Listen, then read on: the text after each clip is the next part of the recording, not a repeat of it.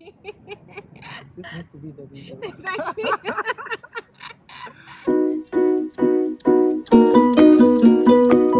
I'm really excited because today I'm with such a dear friend. Wow, where do I even begin?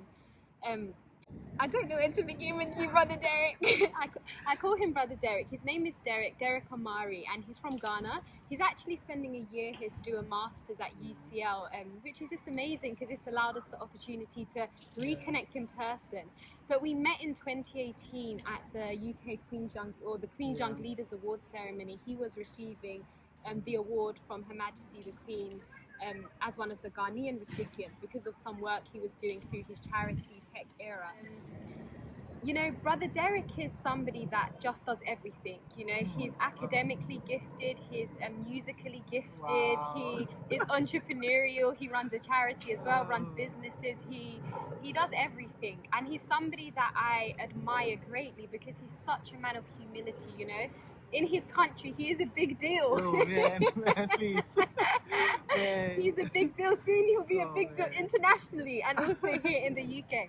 But anyway, in today's video, we're going to be talking about the importance of slowing down. Because the reality is sometimes there are seasons in your life when you need to slow down. And when you're somebody that is so driven, it can be very easy to almost get a high from success, a high from I need to do the next thing, I need to, you know, be the best, I need to get the next great accomplishment, the next great reward. But actually, if you are constantly trying to run like that, sometimes you burn out. And you have to ask yourself, who am I doing this for? Am I doing this to be celebrated by people? Am I doing this to get more likes on Instagram or more followers? Am I doing this because I want people to think I'm amazing? Or am I doing this because it's the right thing for me? So I wanted to speak to Brother Derick because he's somebody that I think is really great at staying level-headed and staying grounded. Am I? Hey, my brother. Am I? This is the thing, like sometimes you don't realize that you're good at stuff. People will say to me as well that you're so great at this, and I'm like, am I? When you're yourself, you don't always see it, but I'm telling you, sir, you are good at it all. I take it all. So, Brother Derick, what would you say? How would you encourage us about slowing down back? How do you slow down when you've got commitments and people are expecting things from you and you've got responsibilities, but just internally you feel like, how am I going to do this? How do you slow down? That's a very good question. If I'm being honest with you, sometimes I struggle with it. Right? I'm like, I still have a lot to think about. I still have a lot to do. You know, what has really worked for me is just turning everything off and just committing to just taking the time off to think and breathe and just really take in everything around me. Yeah. I feel like our gadgets and being on our phones and our laptops just keeps increasing the pressure. And so it's very, very important to sometimes take a little break out of that. Absolutely. Another thing that I've found is committing to exercising. Yes. Committing to my kind of language. You know, she convinced me, and now I go to the gym religiously. Hey. Please, if you don't want to be convinced, you should be careful of Leanne. She can easily convince you. Yeah, but I think it's so great, and if you're not, I'm encouraging you to at least work out. It really keeps you alive. You know, it's like an escape for me. At the end of the day, when things are so difficult and I'm feeling so hurt, and things are just not working, and everybody is just annoying me.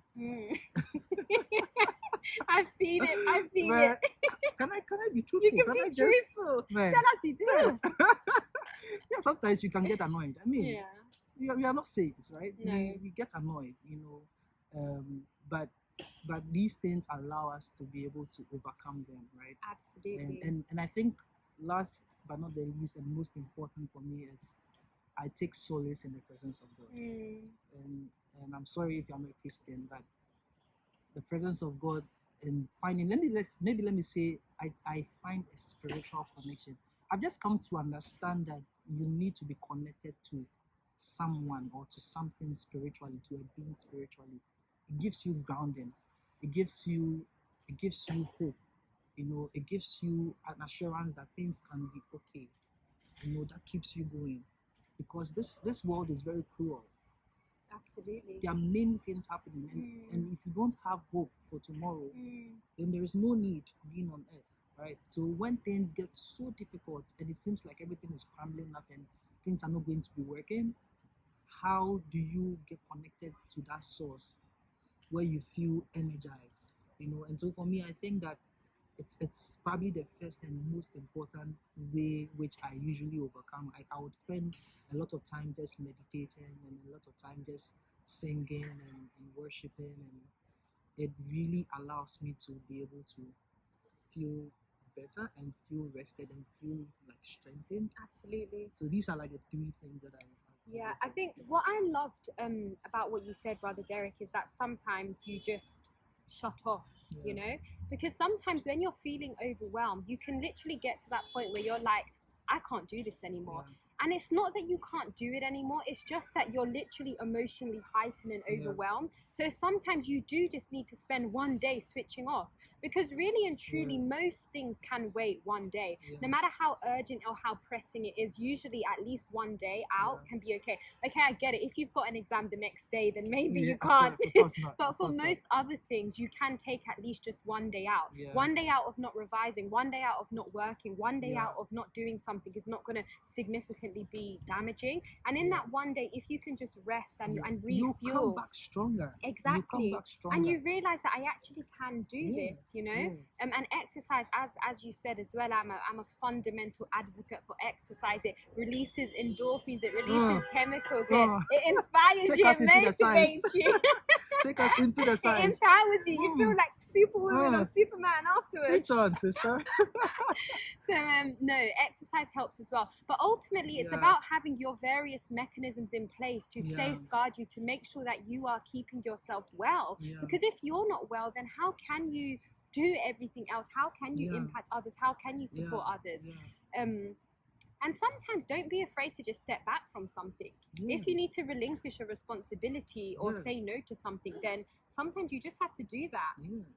And I think that sometimes we are shy and we don't want people to feel bad. But it's important to sometimes put yourself first. Absolutely. There is nothing wrong with taking care of yourself and feeling like, I think I need time off. I think I can't do this. I'm sorry, I committed to this, but I'm sorry, I can't continue to do this. It's totally okay. And I think that a lot of us young people who are very caring and very committed to people, we struggle to do that. And I think that I've fallen victim of this. I've ended up with so much on my plate, and I'm like literally gasping for breath because I'm so occupied.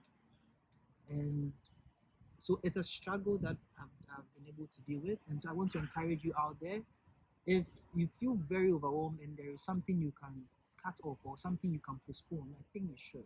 Right? And it's okay. It's really okay. Your health is the most important thing. Absolutely. And you need to be strong to do what you're doing. No one can do it like you will do it. And so if you're not strong, if you don't have a sound mind, and you're not able to be there for that thing that you're supposed to take forward, that wouldn't be a good story to tell. So please prioritize yourself, take a break, take some time off, and get back stronger. And I know that we'll meet each other at the top. Yes, see you at the top. Any lasting words, Brother Derick? So I just want to celebrate my sister. I want to celebrate her. I want to just really celebrate her. She's been a wonderful, wonderful, wonderful friend.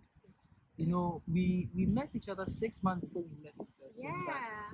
But it's you don't meet many people like that. They are very rare people like that on earth. So it's a real pleasure that I can be with her and spend time with her. I'm so grateful. And it's reciprocated. I think that my last words will be, find someone like Clean. It's true. You need someone, and let me be a little bit open about this. Liam, like, we will get on course to pray, right? And Liam will encourage me, and Liam will tell me, Brother, you can do this. Brother, you need to take care of yourself, Yeah, and sometimes you need that in your life.